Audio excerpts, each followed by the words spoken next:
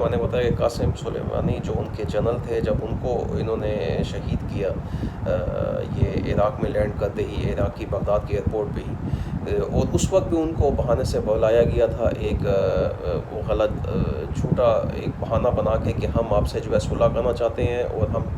ٹروس کے لیے آپ کو بلا رہے ہیں، تو ہم اس پہ ٹاکس کریں گے کہ جو ہے کیسے تعلقات بہتر ہو سکتے ہیں۔ سیکنڈ ٹائم کیا ہوا کہ ٹرمپ نے پھر یہی بات کی کہ ہم ایرانیوں سے، جب اسرائیل نے 13 جون کو اٹیک کیا کہ جو ہم ایرانیوں سے اس وقت بات چیت کر رہے ہیں اور ہم ابھی بھی چاہتے ہیں کہ کسی قسم کا کوئی اسرائیل اور ایران کا کلیش نہ ہو، اور اس کے بیچ میں جو ہے ہم پیس ڈیل پہ ایک بار پھر سے کام کرنے کی کوشش کریں کہ ایران کا نیوکلیئر ڈیل ہو جائے۔ اس کے بیچ میں پھر اسرائیل نے 13 جون کو اٹیک کیا 10 دن پہلے۔ اب یہ تیسری بار پھر ہو رہا ہے کہ وہاں سے ابھی یہی لگ رہا تھا کہ یو ایس بالکل جنگ میں نہیں بھی آئے گا، اور یہ اپنے سے اسرائیل کو بھی کام ڈاؤن کرنے کی کوشش کر رہا تھا، لیکن انہوں نے اٹیک کر دیا۔ تو یہ قاسم سلیمانی کے وقت میں جس طرح سے ہوا تھا کہ انہوں نے بتایا تھا کہ ہم یہاں ان سائٹس پر اٹیک کریں گے، اپنے بندے، میں نے آپ کو بتایا کہ اپنے بندے آپ نے نکالنے ہیں تو یہاں سے عراق میں نکال لو، ہم وہاں پہ اٹیک کریں گے۔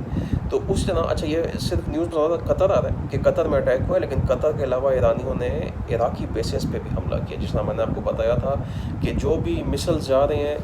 یہ اسرائیل ہے، یہ ایران ہے، ان کے بیچ میں مسل پہلے اٹھتا ہے، پہلے وہ عراق جاتا ہے، وہاں پہ انٹرسیپٹ ہوتا ہے۔ لیٹ سے کہ 5 سے 10% بھی اگر ڈرونز ہوں، مسلس، وہ انٹرسیپٹ کر کے ان کو اڑا دیا جائے، تو اب یہ 100 کے بجائے 90 یا 80% کیپیسٹی رہ گئی، وہ عراق میں ڈسٹروائے ہو گئے۔ اس کے بعد وہ گزرتے ہیں جارڈن کے اوپر سے،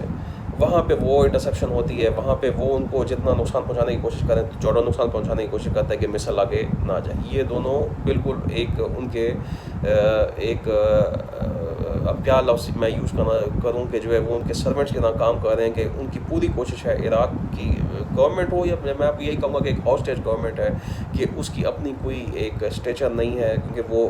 یو ایس وہاں پہ دونوں ریجنس آکوپائڈ ہیں، جارڈن کو فل اپنی ایڈ دیتا ہے، اور عراق کے ساتھ تو دوسرا معاملہ ہے کہ جو ان کی جو ہے 22-23 سال سے آکوپیشن چل رہی ہے 2003 سے، کہ ان کی گورنمنٹ اب ان کے آگے کیا بولے گی۔ تو یہاں دونوں پہ انٹرسیپشن کے بعد جو ہے پھر ہی آ گیا تھا۔ تو عراق کی جو بیسز ہیں اس کے اوپر بھی ایران نے ویسے ہی اٹیک کیا ہے جس طرح قطر پہ کیا ہے، اور یہ ایک کولڈ میسج تھا۔ اس کے علاوہ ایران کی